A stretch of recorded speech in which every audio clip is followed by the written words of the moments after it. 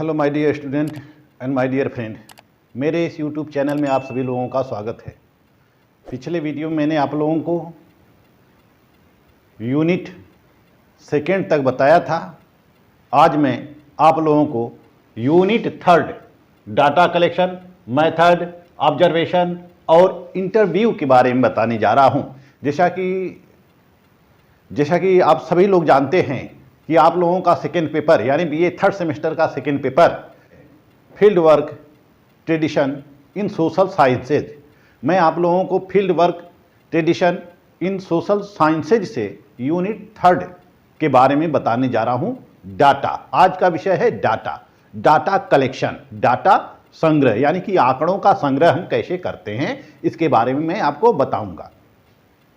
तो देखिए, जो डाटा होता है, डाटा हमारा जो विषय है वह क्या है? डाटा है। डाटा, डाटा यानी कि इसको हम आंकड़ा कहते हैं। आंकड़ा, डाटा को हम क्या कहते हैं? आंकड़ा कहते हैं। किसी भी विषय का विश्लेषण करने के लिए, किसी भी समस्या का समाधान करने के लिए या समस्या का विश्लेषण करने के लिए हमारे पास डाटा होना बहुत अधिक जरूरी होता है। जब तक हमारे पास डाटा नहीं होता है तब तक हम समस्याओं का निरूपण नहीं कर सकते हैं या विषय का विश्लेषण नहीं कर सकते हैं। तो जब हम शोध करते हैं, शोध यानी कि रिसर्च करते हैं, अनुसंधान करते हैं, तो अनुसंधान में डाटा का बहुत महत्व होता है। शोध अध्ययन में क्षेत्रीय या प्रलेखित आधार पर जो सूचनाएं संकलित की जाती है या एकत्रित किया जाता है उसको हम आंकड़ा कहते हैं। उसको हम क्या कहते हैं? आंकड़ा। यानी कि जो शोध अध्ययन में जो हम सूचनाएं एकत्रित करते हैं उन सूचनाओं को हम आंकड़ा कहते हैं, और इस आंकड़ों के बिना हम शोध कार्य को वास्तविक रूप नहीं दे सकते हैं। आंकड़ा शब्द की उत्पत्ति जो हुई है वह लैटिन भाषा से हुई है, लैटिन शब्द से हुई है। डेटा, लैटिन शब्द डेटा से हुई है, जिसका अर्थ होता है जो दिया गया हो। इसका अर्थ क्या होता है? जो दिया गया हो, दिया गया हो। किसी भी विषय में जो हम सूचनाएं देते हैं उसी को हम डाटा कहते हैं। तो डाटा संग्रह जो है किसी भी पूछताछ या जांच, किसी भी पूछताछ या जांच में और हर अध्ययन और शोध के लिए वह पहला कदम होता है। तो डाटा संग्रह होता जो तो डाटा का संग्रह जो होता है वह किसी भी अध्ययन में पूछताछ के लिए या जांच में वह शोध अध्ययन का पहला कदम होता है। हम जब शोध अध्ययन करते हैं तो शोध अध्ययन में पहला चरण ये होता है डाटा का कलेक्शन। जब तक हम डाटा का कलेक्शन नहीं कर सकते हैं तब तक हम अपना शोध नहीं कर सकते, शोध को व्यवहारिक रूप या हम शोध को पूर्ण नहीं कर सकते हैं, व्यवहारिक रूप प्रदान नहीं कर सकते हैं। तो डाटा संग्रह जो है लक्षित चरों पर जानकारी प्राप्त करने के लिए तथा मापने की एक व्यवस्थित प्रक्रिया है। यह विशिष्ट शोध के प्रश्नों का उत्तर देने और परिकल्पनाओं का परीक्षण करने और परिणामों का मूल्यांकन करने की अनुमति देता है। डाटा किसकी अनुमति देता है? मापन करने की अनुमति देता है, परीक्षण करने की अनुमति देता है। जो हमारी विशिष्ट शोध परिकल्पना होती है उस परिकल्पनाओं का परीक्षण करने की अनुमति देता है। यानी कि इस प्रकार हम कह सकते हैं कि जो डाटा जो होता है या जो डेटा होता है, डेटा जो होता है वह क्या होता है? डेटा सूचनाएं होता है, सूचनाएं होती हैं, सूचनाएं। डाटा क्या होती है? सूचनाएं होती हैं। या फिर हम इसको कह सकते हैं कि तथ्य संग्रह होता है, तथ्य संग्रह हो सकता है, या सामान्य जानकारी हो सकता है, सामान्य जानकारी हो सकता है। इनको हम क्या कहते हैं? डेटा कहते हैं। या प्रमाण हो सकता है, प्रमाणों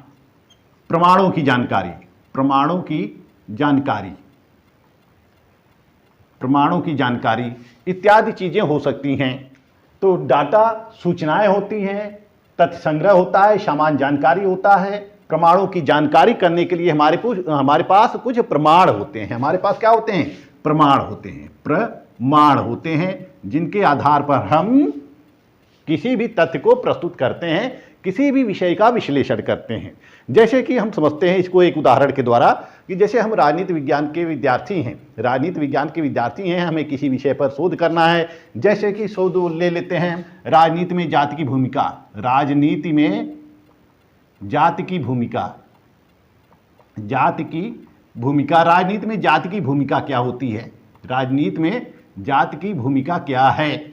जब हम इस विषय पर शोध करेंगे, जाति के विषय पर शोध करेंगे कि राजनीति में जाति की भूमिका क्या होती है, तो जाति के लिए हम डाटा इकट्ठा करेंगे, डाटा एकत्रित करेंगे। यह डाटा कौन कौन से हो सकते हैं, जैसे कि एक कास्ट है, कास्ट विभिन्न कास्ट हो सकते हैं, जैसे कि ओबीसी है, जनरल है, सामान्य वर्ग हैं, एससी हैं और एसटी हैं। ये 4 वर्ग हैं, 4 वर्ग हैं, 4 जातियां हैं। 4 वर्ग में ये जातियां जो विभिन्न हैं, 4 वर्गों में इनको वर्गीकृत किया गया है। ओबीसी, तो जब तक हमारे पास इन जातियों का डाटा नहीं रहेगा, इन जातियों के बारे में हमारे पास विशद जानकारी नहीं रहेगी, आंकड़ा नहीं रहेगा, तब तक हम अपने शोध प्रबंध को पूरा नहीं कर सकते हैं। अब हम देखते हैं कि पिछड़ी हुई जाति की भूमिका क्या होती है। पहले तो यह एनालिसिस हम करेंगे, पहले तो यह एकत्रित जानकारी हम करेंगे कि पिछड़ी जाति कौन कौन सी हैं, किन जातियों का किस पार्टी में वर्चस्व है या राजनीति में किस प्रकार की भागीदारी है, जनरल की क्या भागीदारी है, एससी में कौन कौन सी जातियां हैं, जनरल में कौन कौन सी जातियां हैं, एसटी में कौन कौन सी जातियां हैं। तो ये डाटा हो गया, ये क्या हो गया, ये डेटा हो गया, ये हम आंकड़ा इकट्ठा कर लेते हैं। अब हम देखते हैं कि इन जो जातियों का आंकड़ा हमारे पास उपस्थित हो जाता है, एकत्रित हो जाता है, उन आंकड़ों के आधार पर हम एनालिसिस करते हैं, इनकी भागीदारी का एनालिसिस करते हैं कि इनकी भागीदारी क्या है, राजनीति में इनकी भागीदारी क्या है, राजनीति में कहाँ तक सहभागी हुए हैं या सहभागिता इनकी कितनी हुई है। तो इस तरह से हम जब तक डाटा इकट्ठा नहीं करते हैं तब तक अपने विषय का, अपने टॉपिक का हम अध्ययन नहीं कर सकते हैं। आइए हम देखते हैं कि डाटा की विधि क्या होती है, मेथड क्या है इसका, मेथड। हम डाटा कैसे कलेक्ट करते हैं, हम डाटा कैसे कलेक्ट करते हैं, कलेक्शन इसका कैसे किया जाता है, डाटा का, डाटा कलेक्शन, इसके चरण कौन कौन से होते हैं। तो जब डाटा कलेक्ट किया जाता है, डाटा इकट्ठा किया जाता है, तो उस डाटा में सबसे पहले कौन होता है, इन्वेस्टिगेटर होता है। पहला कौन होता है, इन्वेस्टिगेटर होता है, या इसको हम कह सकते हैं रिसर्च स्कॉलर होता है, जो अध्ययन करता है। रिसर्च स्कॉलर होता है, अनुसंधान करता होता है, जिस विषय पर वह अध्ययन करता है। तो पहला पक्ष कौन हो गया, रिसर्च स्कॉलर हो गया। दूसरा पक्ष जो होता है वह सहायक होता है, इसका सहायक, रिसर्च स्कॉलर का सहायक होता है या इन्वेस्टिगेटर का सहायक होता है, जिसको हम इन्यूमेरेटर बोलते हैं, यानी कि सहायक हो गया। तीसरा जो होता है, तीसरा पक्ष होता है रिस्पॉन्डेंट। हम रिस्पॉन्डेंट को हम क्या बोल देंगे, उत्तरदाता बोलेंगे, जिससे हमें तथ्य का संग्रह करना है, उत्तरदाता बोलेंगे। चौथा पक्ष हो जाता है सर्वे, यानी कि सर्वेक्षण, हम सर्वेक्षण करते हैं। तो इस तरह से हम देखते हैं कि जो डाटा हम इकट्ठा करते हैं उसमें हम कई लोगों की भागीदारी देखते हैं। इन्वेस्टिगेटर, रिसर्च स्कॉलर, यह जो है स्वयं जाकर क्षेत्र में जाता है, स्वयं लोगों से पूछताछ करता है, पर्यवेक्षण करता है, अनुभव वहाँ अर्जित करता है, परीक्षण करता है, निरीक्षण करता है, जांच परख करता है। तो इन विभिन्न विधियों के द्वारा वह उस क्षेत्र में या उस समूह से डाटा को कलेक्ट करता है, वहाँ की सूचनाओं को एकत्रित करता है। सूचनाओं को हम जब एकत्रित करते हैं तो वही सूचनाएं हमारी क्या हो जाती हैं, डाटा हो जाती हैं। तो और दूसरा जो सहायक होता है वह इन्यूमरेटर कहा जाता है उसको। ये जो इन्यूमरेटर होता है, यह जब रिसर्च स्कॉलर फील्ड में नहीं जा पाता है या इन्वेस्टिगेटर फील्ड में नहीं जा पाता है तो उसकी जगह पर, अपने जगह पर यह इन्यूमरेटर को भेजता है, अपने सहायक को भेजता है। यह सहायकों के द्वारा डाटा कलेक्ट किया जाता है। तीसरा होता है रिस्पॉन्डेंट, यानी कि उत्तरदाता होता है, जिससे हम पूछते हैं, जिससे हम प्रश्न पूछते हैं या जिसके द्वारा जिसके जरिए हमें डाटा इकट्ठा करना होता है। जैसे कि हम जाते हैं फील्ड में, जाते हैं, लोगों से पूछते हैं, लोगों के विचारों को हम ग्रहण करते हैं, लोगों के विचारों को एकत्रित करते हैं, वह लोगों के विचार क्या हो गए वही डाटा हो जाते हैं। तो इस तरह से यह रिस्पॉन्डेंट हो जाता है। चौथा है सर्वे। चौथा प्रोसेस क्या होता है, सर्वे होता है। इस सर्वे के अंतर्गत हम विभिन्न क्षेत्रों का सर्वे करते हैं, अध्ययन करते हैं, निरीक्षण करते हैं और उस सर्वे के दौरान हम जानकारी एकत्रित करते हैं। जैसे हम देखते हैं कि जनगणना का सर्वे होता है, जनगणना में जो सर्वेयर होता है वह गांव-गांव जाता है, घर घर जाता है, लोगों से जानकारी लेता है, वह लोग जानकारी लेता है। तो इस तरह से एक सर्वे किया जाता है और सर्वे के दौरान डाटा, पर्याप्त डाटा हमारे पास उपलब्ध हो जाते हैं। तो जब सर्वे के दौरान पर्याप्त डाटा हमारे पास उपलब्ध हो जाते हैं तो इस तरह से हम डाटा को क्या कर लेते हैं, कलेक्ट कर लेते हैं, डाटा को हम कलेक्ट कर देते हैं। यह डाटा क्या होता है, सूचनाएं होती हैं, सामान्य जानकारी होती हैं और प्रदत्त, जिसको हम कहते हैं प्रदत्त, यह प्रदत्त होते हैं। आइए हम देखते हैं कि जो डाटा का हम कलेक्शन करते हैं उसके सोर्स कितने हैं, कौन कौन से सोर्स हैं, डाटा के सोर्स कौन कौन से हैं, डेटा हम कितने प्रकार से एकत्रित करते हैं। कलेक्शन ऑफ डेटा यानी कि पहला जो हो जाता है इंटरनल सोर्स होता है, उसको हम क्या कहते हैं, इंटरनल सोर्स, आंतरिक सोर्स, पहला आंतरिक सोर्स। दूसरा एक्सटर्नल सोर्स, एक्सटर्नल सोर्स, आंतरिक सोर्स और आंतरिक स्रोत और बाह्य स्रोत हो जाते हैं इंटरनल सोर्स। अब इंटरनल सोर्स क्या होता है, यह किसी कंपनी के द्वारा या किसी संगठन के द्वारा एकत्रित की गई सूचनाएं होती हैं या रिपोर्ट होता है या अभिलेख होता है। जैसे कि कंपनी की रिपोर्ट, किसी कंपनी की रिपोर्ट मिल जाती है या किसी संगठन का रिपोर्ट मिल जाता है या इनके जो रिकॉर्ड होते हैं मिल जाते हैं, अभिलेख मिल जाते हैं। और ये अभिलेख जो होते हैं, जैसे कि किसी कंपनी का जब हम अभिलेख जांचते हैं तो इस कंपनी अपना अभिलेख रखती है कि इसकी लेबर की संख्या कितनी है, लेबर की संख्या कितनी है, स्टाफ की संख्या कितनी है और इसका जो है टर्न ओवर कितना हुआ है, टर्न ओवर कितना हुआ है और इसके लाभ हानि है कितने हैं, यानी कि प्रॉफिट और लॉस, कंपनी में प्रॉफिट और लॉस कितना हुआ है।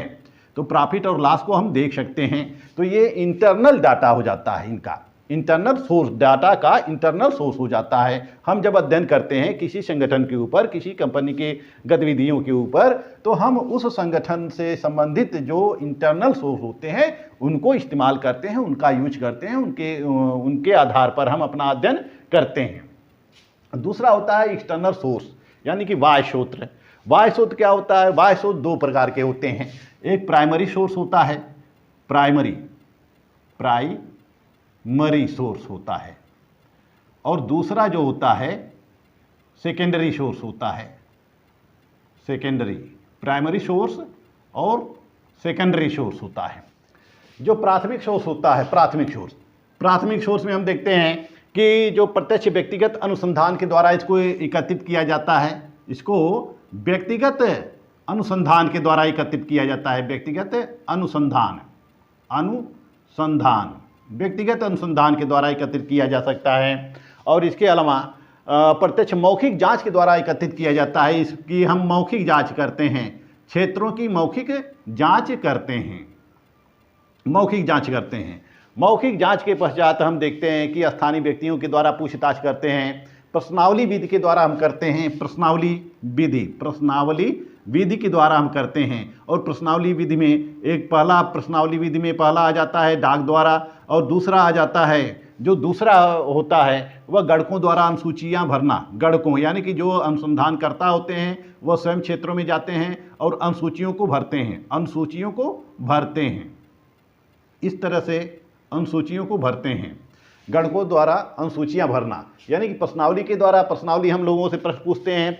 विभिन्न आयोग जो गठित होते हैं भारत सरकार के द्वारा, विभिन्न आयोगों का जो गठन किया गया है समय समय पर, उन आयोगों के द्वारा जब सर्वे किया जाता है तो वह एक प्रश्नावली तैयार करते हैं और प्रश्नावली तैयार करके वह लोगों के पास भेज देते हैं और लोगों के द्वारा प्रश्नावली को भर कर डाक के माध्यम से फिर आयोग को दे दिया जाता है। दूसरा तरीका यह होता है कि जो गणक होते हैं यानी कि जो हमारे इन्वेस्टिगेटर होते हैं वह जाते हैं फील्ड में और प्रश्नावली भरते हैं, लोगों से पूछते हैं और पूछकर प्रश्नावली भरते हैं। तो उसके द्वारा जो डाटा एकत्रित किया जाता है, जो सूचनाएं एकत्रित किया जाता है, यानी कि स्वयं के द्वारा जो सूचनाएं एकत्रित की जाती हैं वो प्राथमिक स्रोत होते हैं। द्वितीयक स्रोत ऐसे होते हैं कि जो पहले से ही किसी अन्य व्यक्ति के द्वारा, किसी अन्य अनुसंधानकर्ता के द्वारा डाटा एकत्रित किया जा गया हो वह द्वितीयक स्रोत होते हैं। ये कहने का तात्पर्य यह है कि जो दूसरों के द्वारा पहले से ही एकत्रित किए जा चुके हों, जब हम उनका प्रयोग करते हैं तो वह आंकड़ा द्वितीयक आंकड़ा कहलाता है। जैसे इसमें क्या हो जाते हैं, इसमें सरकारी स्रोत होते हैं, सरकारी स्रोत हो जाते हैं, और दूसरा पुस्तकें हो जाते हैं, विभिन्न राइटरों के द्वारा पुस्तकें जो लिखी जाती हैं, विभिन्न अनुसंधानकर्ता के द्वारा जो शोध ग्रंथ लिखे जाते हैं, अंतर्राष्ट्रीय प्रकाशन हो जाते हैं, अंतर्राष्ट्रीय प्रकाशन हो जाते हैं, और विभिन्न पत्र पत्रिकाएं हो जाती हैं। पत्र और पत्रिकाएं जो ऑलरेडी लिखी जा चुकी होती हैं, अनुसंधानकर्ताओं के प्रकाशन होते हैं, आयोग व समितियों की रिपोर्ट होती है, व्यापारिक संघों के प्रकाशन होते हैं। तो ये सब जो होते हैं यह सेकेंडरी सोर्स के रूप में इसको हम लेते हैं। प्राथमिक सोर्स में क्या लेते हैं, जब स्वयं के द्वारा रिसर्च किया जाता है या स्वयं के द्वारा जो सूचनाएं एकत्रित की जाती हैं, उन सूचनाओं का प्रयोग हम अपने अनुसंधान में करते हैं, तो वह प्राथमिक स्रोत होते हैं। द्वितीयक स्रोत जो दूसरों के द्वारा ली जाती हैं उसको हम, जैसे पुस्तकें, विभिन्न पुस्तकें हो जाती हैं, सरकारी स्रोत हो जाते हैं, अंतर्राष्ट्रीय प्रकाशन हो जाते हैं, व्यापारिक संघों के प्रकाशन होते हैं, अनुसंधानकर्ताओं के द्वारा लिखी गई किताबें होती हैं या किए गए रिसर्च होते हैं, इनको हम द्वितीयक स्रोत के रूप में लेते हैं। अब आइए देखते हैं कि जब ये तो डाटा हमने एकत्रित कर लिया, यह मैं डाटा के संबंध में आपको सामान्य जानकारी दे रहा हूँ। डाटा हमने एकत्रित कर लिया, डाटा की विधियाँ भी हमने बता ली। अब क्या आता है दूसरा स्टेप कि अब ऑब्जर्वेशन आता है। ऑब्जर्वेशन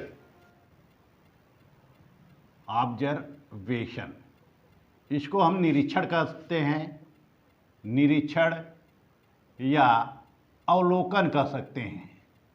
अवलोकन, निरीक्षण या अवलोकन। यह निरीक्षण या अवलोकन क्या होता है? निरीक्षण जैसा कि ऑब्जर्व करना, मतलब ऑब्जर्व का मतलब होता है निरीक्षण करना या अवलोकन करना। यानी कि यह एक ऐसी विधि है जिसके आधार पर अनुभवजन्य तथ्य प्राप्त किए जाते हैं। हम विभिन्न क्षेत्रों में जाते हैं, वहाँ निरीक्षण करते हैं, अवलोकन करते हैं और वहाँ से तथ्य एकत्रित करते हैं, अपने अनुभव के द्वारा एकत्रित करते हैं, अपने अनुभव के द्वारा सूचनाएं एकत्रित करते हैं। इस ऑब्जर्वेशन का सबसे पहले आविष्कार किया था, यानी कि जो खोज की थी इस पद्धति की, इस पद्धति के जो जन्मदाता हैं, जनक हैं, वह जे.बी. वाटसन है। जे.बी. वाटसन इस पद्धति के आविष्कारक हैं या जन्मदाता हैं, जो भी हम कह सकते हैं। तो यह जो निरीक्षण की पद्धति होती है, या हम शोध में या अनुसंधान में जो निरीक्षण करते हैं, हम जाते हैं क्षेत्र में, फील्ड में जाते हैं, विभिन्न समस्याएं होती हैं, समस्याओं से अवगत होते हैं, उन समस्याओं का निरीक्षण करते हैं, भली भांति निरीक्षण करते हैं, अवलोकन करते हैं, अवलोकन के द्वारा उस समस्या से संबंधित हम सूचनाएं एकत्रित करते हैं। जैसा कि पी.वी. यंग का कहना है, पी.वी. यंग निरीक्षण के बारे में कहते हैं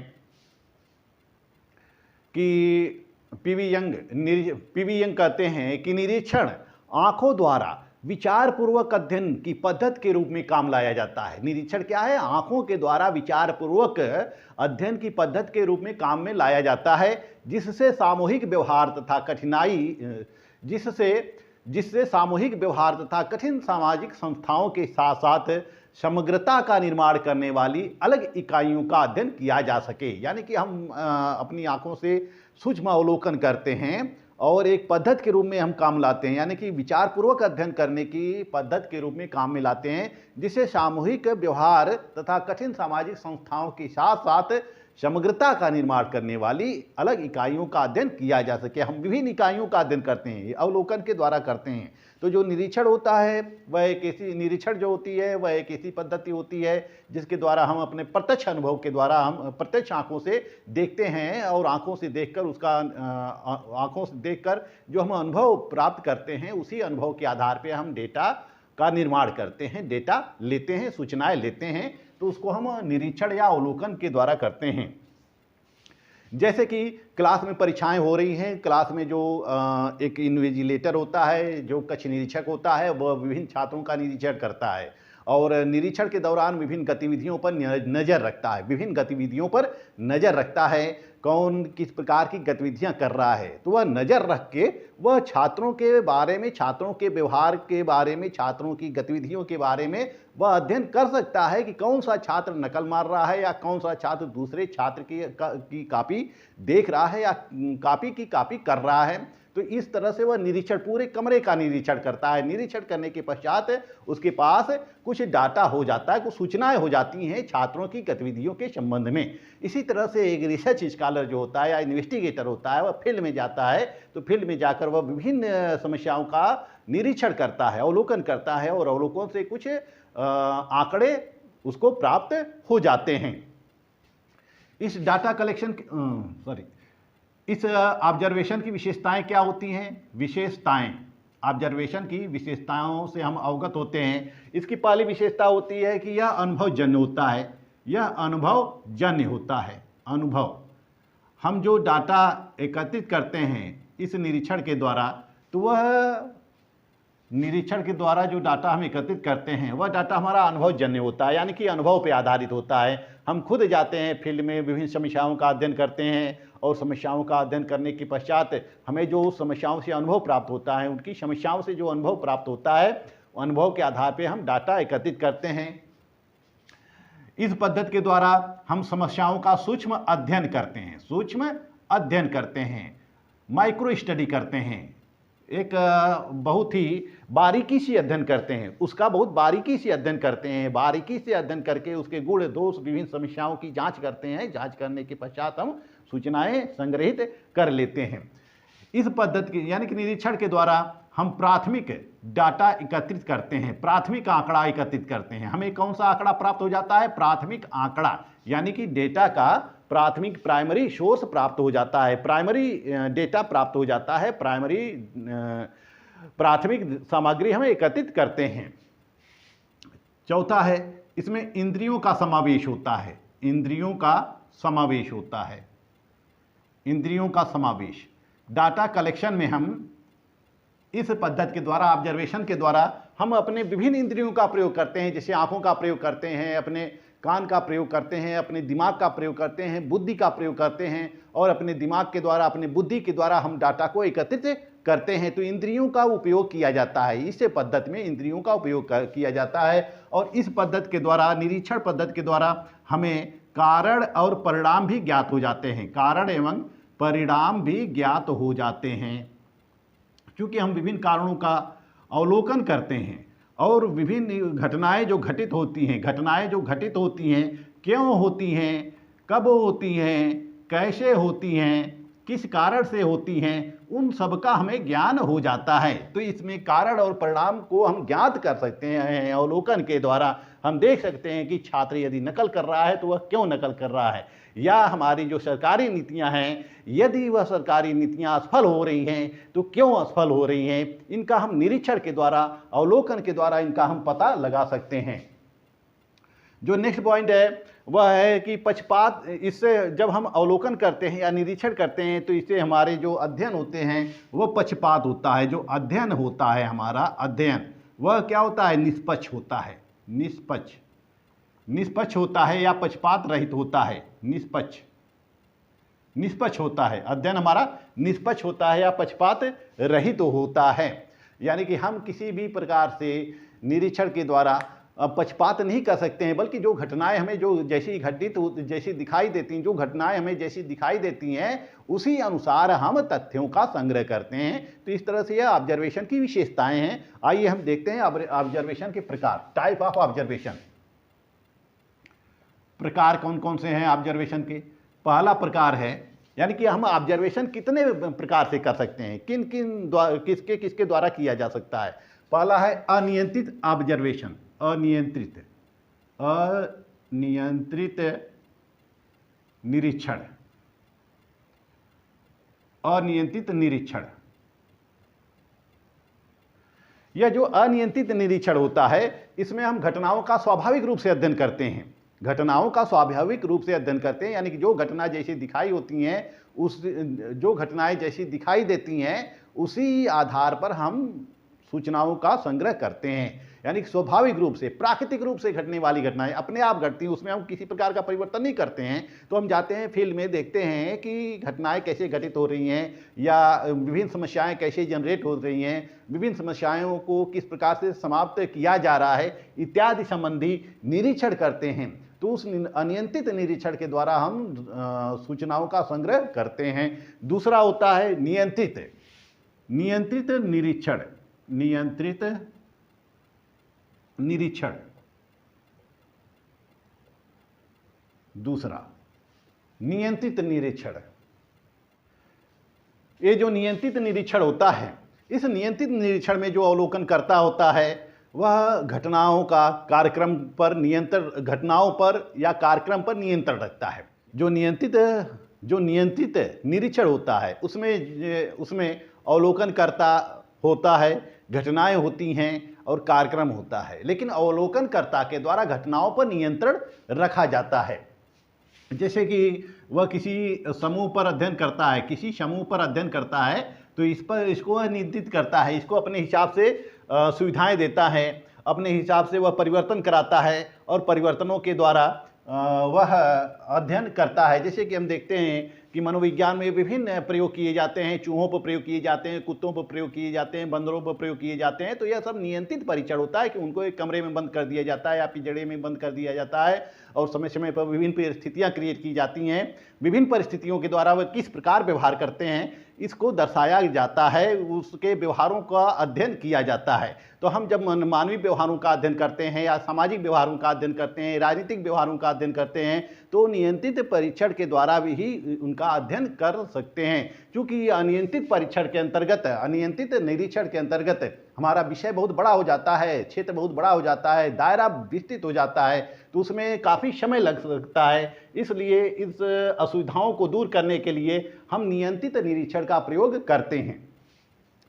तीसरा है सहभागी निरीक्षण।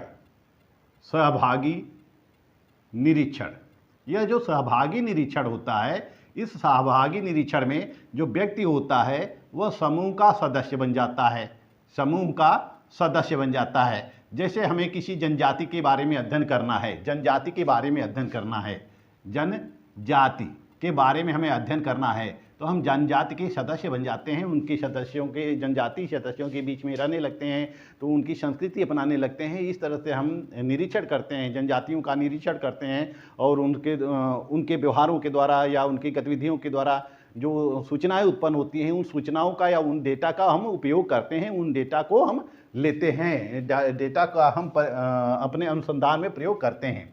तो इस सहभागी निरीक्षण में व्यक्ति समूह का सदस्य बन जाता है, समूहों में रहने लगता है, खान पान, वेशभूषा, संस्कृति, जितने भी व्यवहार होते हैं सब उसी के अकॉर्डिंग करने लगता है और उसी समूह का सदस्य बनकर उनके बारे में जानकारी एकत्रित करता रहता है। चौथा है असहभागी निरीक्षण। असहभागी निरीक्षण, इस असहभागी निरीक्षण के अंतर्गत अनुसंधानकर्ता समूह का सदस्य नहीं रहता है। ये जो समूह है इसका सदस्य नहीं रहता है असहभागी निरीक्षण के अंतर्गत, वह दूर से ही देखता रहता है, दूर से ही समूह के बारे में निरीक्षण करता रहता है, दूर से ही समूह की गतिविधियों पर नज़र रखता है और दूर से ही वह समूह के हर गतिविधियों पर अध्ययन करता है और दूर से अध्ययन करके वह सूचनाओं का संकलन करता है। पांचवा है अर्ध सहभागी। अर्ध सहभागी, सहभागी निरीक्षण।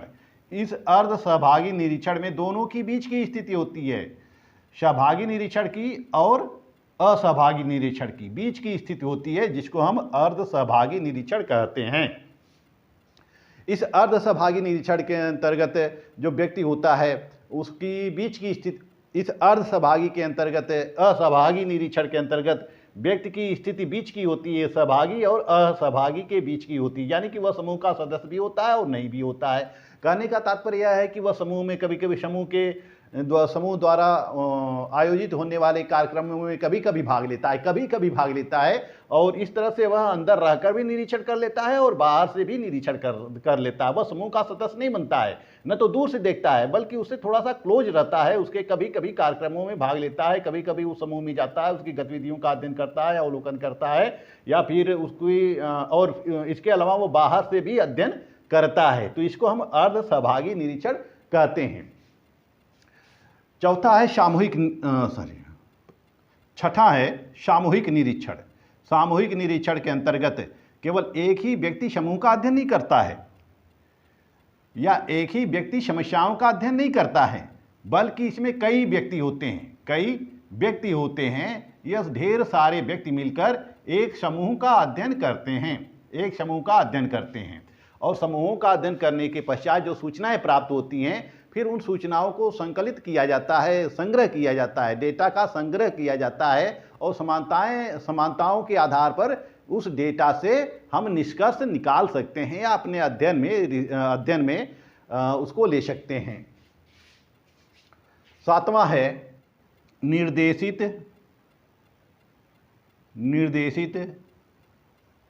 निरीक्षण। सातवां है निर्देशित निरीक्षण। निर्देशित निरीक्षण के अंतर्गत पूर्व क्रियाओं की एक सूची होती है, यानी कि ये पूर्ण रूप से प्री प्लानिंग होती है। पहले से योजनाएं बनाई जाती हैं, कार्यक्रम पहले से बनाए जाते हैं, प्रश्नावली पहले से तैयार की जाती है और समूह में जाकर, क्षेत्र में जाकर या फील्ड में जाकर लोग उसका अध्ययन करते हैं, उसी आधार पर अध्ययन करते हैं, वही क्वेश्चन लोगों से पूछते हैं और लोगों को निश्चित उत्तर प्राप्त होते हैं। तो निर्देशित निरीक्षण के अंतर्गत पूर्व क्रियाओं की एक सूची होती है, उसी सूची के आधार पर अध्ययन किया जाता है। लास्ट जो है प्रमापीकृत निरीक्षण। आठवां प्रमापीकृत निरीक्षण। यह जो प्रमापीकृत निरीक्षण होता है, जैसा कि नाम से ही स्पष्ट है कि प्रमापीकृत यानी कि पहले से ही नाप तौल लिया जाता है। इसमें एक ही स्थितियों का अध्ययन किया जाता है, ढेर सारी स्थितियों का अध्ययन नहीं किया जाता है, एक ही स्थितियों का अध्ययन किया जाता है। जैसे हम व्यक्ति के व्यवहारों को ले लेते हैं, उसके मानसिक विचार को ले लेते हैं, मानसिक क्रियाओं का अध्ययन करना होता है, तो हम केवल एक ही चीज़ का अध्ययन करते हैं, यानी कि एक ही स्थिति का अध्ययन करते हैं, व्यक्ति के मानसिक विचारों का और व्यक्ति के व्यवहारों का अध्ययन करते हैं। तो हमारा पूरा उद्देश्य उसी पर टिका होता है कि व्यक्ति के व्यवहार किस तरह से होते हैं, विभिन्न परिस्थितियों में किस प्रकार का परिवर्तन होता है। यानी कि हम एक निश्चित क्षेत्र ले लेते हैं, निश्चित बिंदु ले लेते हैं और एक निश्चित स्थिति ले लेते हैं, उसी स्थिति में रहकर हम अध्ययन करते हैं या एक निश्चित पार्ट का अध्ययन किया जाता है, जिसको हम प्रमापीकृत निरीक्षण कहते हैं। तो इस तरह से मैंने आपको ऑब्जर्वेशन के अंतर्गत ऑब्जर्वेशन का अर्थ और ऑब्जर्वेशन की विशेषताएं, ऑब्जर्वेशन के प्रकार से अवगत कराया। अब हम चलते हैं साक्षात्कार की तरफ।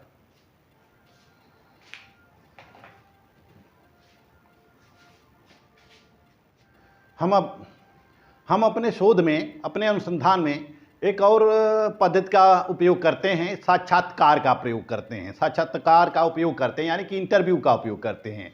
यह जो इंटरव्यू होता है, यह हम फील्ड में जाते हैं या किसी निश्चित व्यक्ति का चुनाव करते हैं, उस व्यक्ति से जाकर हम समस्याओं से अवगत होते हैं, उसको समस्याओं के बारे में बताते हैं, समस्याओं पर उस पर विचार जानते हैं। तो इस तरह से हम विभिन्न लोगों का चयन करते हैं, यानी कि न्यायदर्श पद्धति के द्वारा हमें रिस्पॉन्डेंट का चयन किया जाता है, उत्तरदाता का चयन किया जाता है। उत्तरदाता के पास जाते हैं, हमारे पास एक प्रश्नावली होती है, एक प्रश्नों की सूची होती है। उस प्रश्नावली को लेकर, उस प्रश्नों की सूची को लेकर, जिसको हम क्वेश्चनेयर बोलते हैं, तो उस क्वेश्चनेयर को लेकर हम उस उत्तरदाता के पास जाते हैं और उत्तरदाता से उसे पूछते हैं। तो इसको हम साक्षात्कार करते हैं। जैसा कि गुड एवं हैट का कहना है, गुड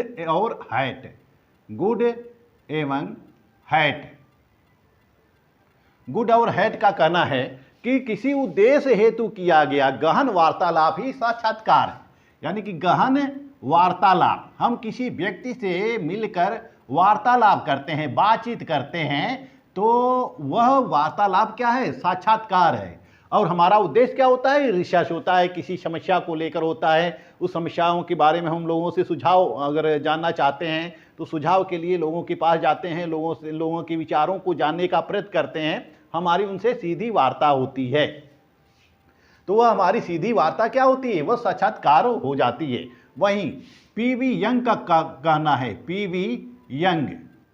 पीवी यंग कहते हैं कि साक्षात्कार को एक क्रमबद्ध प्रणाली माना जा सकता है, जिसके द्वारा एक व्यक्ति दूसरे व्यक्ति के जीवन में कल्पनात्मक रूप से कम या अधिक प्रवेश करते हैं और उसके लिए सामान्यतः तुलनात्मक रूप से अपरिचित होते हैं, जो उसके लिए सामान्यतः तुलनात्मक रूप से अपरिचित होते हैं। तो इस तरह से जब हम एक दूसरे से परिचित होते हैं, परिचित होने के पश्चात जब हम उसके जीवन के बारे में जानते हैं, उसके कार्यों के बारे में जानते हैं, उसकी कार्यशैली के बारे में जानते हैं, तो वह हमारा साक्षात्कार होता है।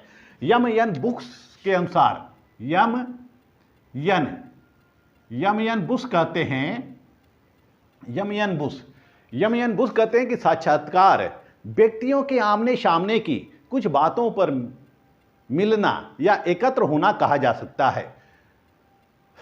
यम बुक्स कहते हैं कि साक्षात्कार व्यक्तियों के आमने सामने की कुछ बातों पर मिलना या एकत्र होना कहा जा सकता है। यानी कि कुछ बातों को लेकर जब हम व्यक्तियों से मिलते जुलते हैं, उनसे प्रश्न पूछते हैं, उनसे जानकारी लेते हैं, तो यह साक्षात्कार हो सकता है। तो इसको हम साक्षात्कार कह सकते हैं। यानी कि साक्षात्कार हम देखते हैं कि टीवी में साक्षात्कार होता है। टीवी में विभिन्न राजनीतिक नेताओं को मीडिया के लोग बैठा लेते हैं और उनसे प्रश्न पूछते रहते हैं। तो यह क्या है? साक्षात्कार है। जब व्यक्ति स्वयं आमने सामने मिलता है, स्वयं उनसे क्वेश्चन पूछकर उनके विचारों को से अवगत होता है, तो इसको हम साक्षात्कार कहते हैं या इंटरव्यू कहते हैं। आइए हम देखते हैं इंटरव्यू की विशेषताएं क्या होती हैं।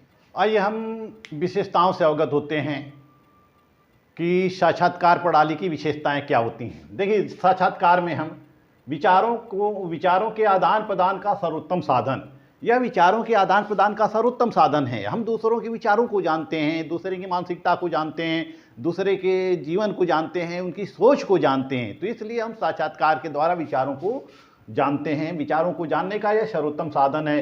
इसमें निकट संपर्क द्वारा प्रत्यक्ष अवलोकन किया जाता है। हमें प्रत्यक्ष प्रमाण की ज़रूरत होती है और प्रत्यक्ष प्रमाण के लिए हम लोगों से जाकर मिलते हैं, उनसे प्रत्यक्ष निकट का संपर्क हमें होता है। संपर्क के द्वारा हम अवलोकन करते हैं, निरीक्षण करते हैं। अंतःक्रिया की प्रविधि पर आधारित होती है। एक साक्षात्कार लेने वाला और देने वाला दोनों एक दूसरे से मिल जाते हैं, यानी कि दोनों एक दूसरे से संबंधित हो जाते हैं। और अंतःक्रिया यानी कि एक व्यक्ति जो करता है उसकी प्रतिक्रिया दूसरे व्यक्ति पर पड़ती है, और जो दूसरा व्यक्ति करता है उसकी प्रतिक्रिया दूसरे व्यक्ति पर पड़ती है। यानी कि साक्षात्कारकर्ता जो होता है वह अपनी जो प्रतिक्रिया देता है तो उस प्रतिक्रिया का प्रभाव सामने वाले पर पड़ता है। यानी कि इसमें जो साक्षात्कार देने वाला, साक्षात्कार लेने वाला, दोनों के बीच अंतःक्रिया का संबंध स्थापित हो जाता है। और इससे हम जो साक्षात्कार प्रणाली के द्वारा हम तथ्यपूर्ण सामग्री का संकलन कर सकते हैं। हमें वास्तविक जानकारी मिलती है। लोगों के पास जाते हैं, लोगों के विचार जानते हैं, तो लोगों से हमें प्रत्यक्ष रूप से जानकारी मिल जाती है। प्राथमिक संबंधों पर आधारित होती है। चूँकि हमारे यह आंकड़ा जो होता है साक्षात्कार के द्वारा जो हम डेटा एकत्रित करते हैं वह खुद के द्वारा एकत्रित करते हैं, स्वयं के द्वारा एकत्रित करते हैं। तो इस तरह से यह प्राथमिक संबंधों पर आधारित होता है। हमारा यह जो डेटा का यह सोर्स होता है, स्रोत होता है, यह प्राथमिक स्रोत हो जाता है। व्यक्तिनिष्ठ एवं आत्मनिष्ठ हो सकता है, या व्यक्तिनिष्ठ भी हो सकता है, आत्मनिष्ठ भी हो सकता है। हम व्यक्तियों से मिलते हैं, व्यक्तियों के विचारों को जानते हैं, उनकी भावनाओं को जानते हैं, उनकी संस्कृतियों को जानते हैं, व्यवहारों को जानते हैं, यानी कि उनके बहुआयामी व्यक्तित्व से हम अवगत होते हैं। और हम वह जो साक्षात्कार होता है आत्मनिष्ठ भी होता है, आत्मनिष्ठ भी हो सकता है, आत्मनिष्ठ भी होता है।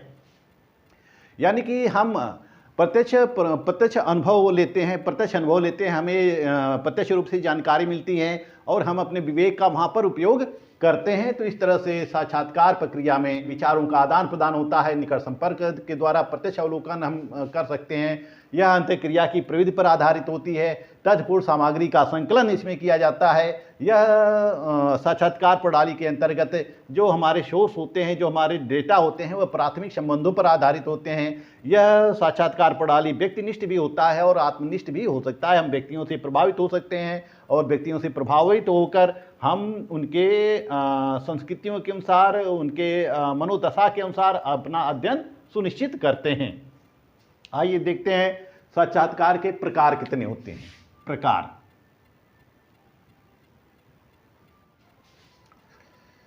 साक्षात्कार के प्रणाली को या इसके टाइप को हम कई भागों में विभाजित कर सकते हैं, लेकिन मोटे रूप से इसको हमने 6 भागों में विभाजित किया है। पहला है चयनात्मक साक्षात्कार। यह जो चयनात्मक साक्षात्कार होता है, यह चयनात्मक साक्षात्कार भर्ती परीक्षाओं में आयोजित किए जाते हैं। जब किसी कंपनी में इंटरव्यू के लिए हम जाते हैं, जॉब के लिए जाते हैं, यानी कि यह जॉब से संबंधित होता है या सरकारी नौकरी से संबंधित होता है। सरकारी नौकरियों में भी हम देखते हैं कि रिटन एग्जामिनेशन के बाद इंटरव्यू होता है, या फिर कंपनी में हम जॉब के लिए अप्लाई करते हैं तो जो कंपनी वाला हमारा इंटरव्यू लेता है, और इंटरव्यू लेकर जब वह इंटरव्यू लेता है तो हमारे कौशल को देखता है, हमारे प्रतिभा को देखता है, हमारे ज्ञान को देखता है, हमारे शैक्षणिक अभियोग्यता को देखता है, और हमारे व्यवहारों का आकलन करता है, हमारे कुशलता का आकलन करता है, हमारे कॉमन सेंस का आकलन करता है, हमारे ज्ञान का आकलन करता है। इस आकलन के द्वारा वह हमको नियुक्ति देता है। यदि हम अपने साक्षात्कार में सफल होते हैं तो हमको नियुक्ति मिल जाता है। तो इसको हम चयनात्मक साक्षात्कार या सिलेक्शन इंटरव्यू कह सकते हैं। चयन हेतु जिसका उपयोग हम चयन हेतु करते हैं। दूसरा है शोध साक्षात्कार। शोध साक्षात्कार, इस शोध साक्षात्कार के अंतर्गत जो शोधार्थी होता है, यानी कि जो रिसर्च स्कॉलर होता है, वह एक पॉइंट तैयार करता है, कुछ बिंदु तैयार करता है, कुछ समस्याएं तैयार करता है। वह समस्याओं का चयन करता है। समस्याओं का चयन करने के पश्चात वह उस समस्या के निदान के लिए या उस समस्या के समाधान के लिए विभिन्न लोगों से जाता है, शोध से संबंधित प्रश्नों को पूछता है। और शोध से संबंधित जब प्रश्नों को पूछता है तो जो उत्तर उसे प्राप्त होते हैं, उस उत्तर का उपयोग वह अपने शोध में लिखता है, शोध में करता है। यानी कि इसमें विभिन्न व्यक्तियों से मिला जाता है, विभिन्न व्यक्तियों से मिलकर उनके विचार को जाना जाता है। तीसरा है निदानात्मक साक्षात्कार। यह जो निदानात्मक साक्षात्कार होता है, इसका प्रयोग हम समस्याओं को दूर करने के लिए करते हैं। समस्याओं को दूर करने के लिए करते हैं हम, जैसे कि समाज में या फील्ड में या समूह में किसी प्रकार की समस्याएं होती हैं तो हम उन समस्याओं का अध्ययन करते हैं। अध्ययन करने के पश्चात हम उसका निदान प्रस्तुत कर देते हैं कि इसका निदान यह है, तो इसको हम निदानात्मक साक्षात्कार कहते हैं। चौथा है उपचारात्मक साक्षात्कार। उपचारात्मक साक्षात्कार, यह जो उपचारात्मक साक्षात्कार होता है, यह भी निदानात्मक साक्षात्कार की तरह से है। लेकिन निदानात्मक साक्षात्कार में हम समस्या के निदान को ढूंढते हैं, लेकिन इस उपचारात्मक साक्षात्कार में हम समस्या का उपचार का सुझाव देते हैं। यानी कि इसमें हम समस्या के कारणों का पता लगाते हैं, समस्या के कारणों को ज्ञात करते हैं, और फिर समस्या के कारण जो हमें ज्ञात हो जाते हैं तो उसका उपचार हम प्रस्तुत कर देते हैं। जो पांचवा पॉइंट है संरचित साक्षात्कार। संरचित साक्षात्कार, इस संरचित साक्षात्कार के अंतर्गत जो व्यक्ति होता है वह पहले से ही प्रश्नों को तैयार कर लेता है, यानी कि पूर्व निर्धारित प्रश्नों को तैयार कर लेता है। उसका निश्चित क्रम होता है कि कब कौन सा प्रश्न पूछना है, इसका भी निश्चित क्रम होता है।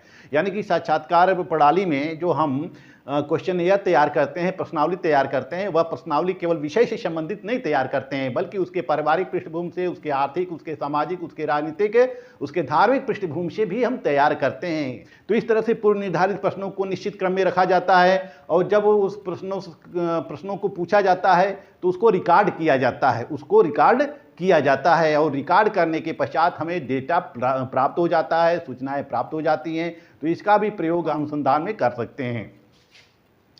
छठा है असंरचित साक्षात्कार। असंरचित साक्षात्कार, यह जो असंरचित साक्षात्कार होता है, इसमें कोई प्रश्न तैयार नहीं किया जाता है, पहले से नहीं प्रश्न तैयार किया जाता है। जबकि संरचित साक्षात्कार में पहले से प्रश्न तैयार कर लिया जाता है, लेकिन असंरचित साक्षात्कार में पहले से कोई प्रश्न तैयार नहीं किया जाता है, कोई पूर्व निर्धारित कार्यक्रम नहीं होता है, किसी भी प्रश्न पर पूछा जा सकता है। इस साक्षात्कार के अंतर्गत किसी भी प्रश्न पर पूछा जा सकता है। तो इस तरह से हम देखते हैं कि साक्षात्कार के ये विभिन्न है। इसके अलावा औपचारिक साक्षात्कार है, अनौपचारिक साक्षात्कार है। औपचारिक साक्षात्कार के अंतर्गत जो होता है, हम किसी से पूर्व निश्चित कार्यक्रम ले लेते हैं, समय ले लेते हैं, समय लेकर हम उससे साक्षात्कार करते हैं, उससे राय लेने के लिए या समस्या का समाधान जानने के लिए उसका हम इंटरव्यू लेते हैं, जबकि अनौपचारिक साक्षात्कार में हम उसके साथ रहते हैं, उसको पता नहीं होता है कि यह व्यक्ति हमसे हमारा साक्षात्कार ले रहा है या हमारा इंटरव्यू ले रहा है। हम चलते चलते या उसके साथ खाते पीते रहते हैं, हम उसके बारे में सारी सूचनाएं एकत्रित कर लेते हैं या जिस समस्या से जो समस्या हमारे पास रहती है उस समस्याओं से संबंधित उसके विचार को हम उस विचार को हम ले लेते हैं, ग्रहण कर लेते हैं। यानी कि जो समस्याएं हमारे पास रहती हैं उस समस्याओं से संबंधित उसके विचारों को हम जान लेते हैं। तो इस तरह से अनौपचारिक साक्षात्कार भी हो सकता है, औपचारिक साक्षात्कार भी हो सकता है। तो साक्षात्कार प्रणाली के अंतर्गत हम देखते हैं कि सीधे जाकर हम साक्षात्कार नहीं करते हैं। साक्षात्कार प्रणाली में क्या होता है, हमारे पास में कुछ क्वेश्चन होते हैं, क्वेश्चन बैंक होता है या क्वेश्चन होता है। हम व्यक्ति से समय ले लेते हैं और व्यक्ति जब समय ले लेते हैं तो सबसे पहले हम प्रश्न नहीं करते हैं, बल्कि कुछ फेमिलियर होते हैं। फेमिलियर होने के पश्चात हम उससे उसकी सहमति ले लेते हैं कि क्या आपसे हम प्रश्न पूछ सकते हैं। जब वह सहमति दे देता है तो हम अपना प्रश्न पूछना शुरू कर देते हैं। जब हम प्रश्न पूछ लेते हैं उससे तो फिर उसको हम फॉर्मली हो जाते हैं, यानी कि फॉर्मल हो जाते हैं और फिर उससे हम विदा ले लेते हैं। तो इस तरह से साक्षात्कार की एक प्रक्रिया होती है, एक प्रोसेस होता है जिसके द्वारा हम इंटरव्यू लेते हैं। अपने अनुसंधान कार्य में हम विभिन्न लोगों से मिलते हैं, विभिन्न लोगों से समय लेते हैं, उनसे थोड़ा फेमिलियर हो जाते हैं, क्योंकि जब हम फेमिलियर हो जाएंगे वह खुलकर बातें करने लगेंगे, वो सारी बातें या सारी सूचनाओं को हमें प्रदान करने लगेंगे। तो इस तरह से साक्षात्कार प्रणाली में हमें बहुत सी सावधानियां भी बरतनी होती है, बहुत सी इसमें सीमाएं भी होती हैं, गुण दोष भी होते हैं। और इन गुण दोषों को मैं आपको नहीं बता रहा हूं, क्योंकि गुण दोष कहीं भी मिल जाएंगे। आप कहीं भी जाकर गुण दोष, साक्षात्कार के गुण क्या है, साक्षात्कार के दोष क्या हैं, इसको आप कहीं से भी ले सकते हैं। मैंने इस वीडियो में आपको सामान्य जानकारी बताई है। किसके बारे में? Data collection. डाटा का कलेक्शन हम कैसे करते हैं इसके बारे में मैंने आपको बताया, मेथड के बारे में बताया, ऑब्जर्वेशन के बारे में बताया और इंटरव्यू के बारे में बताया। मैंने इस वीडियो में आपको एक सामान्य जानकारी, सामान्य समझ दे दी है, सामान्य जानकारी उपलब्ध कराई है, जो कि आपको विभिन्न परीक्षाओं में एक कार्य करेगा और यह हमारे लिए जानना भी जरूरी है। यह वीडियो मेरा आपको अच्छा लगे तो मेरे वीडियो को लाइक, सब्सक्राइब और अधिक से अधिक शेयर करते रहिएगा। अगले वीडियो में मैं यूनिट 3 का नेक्स्ट पार्ट बताऊंगा। मिलते हैं अगले वीडियो में, तब तक के लिए धन्यवाद।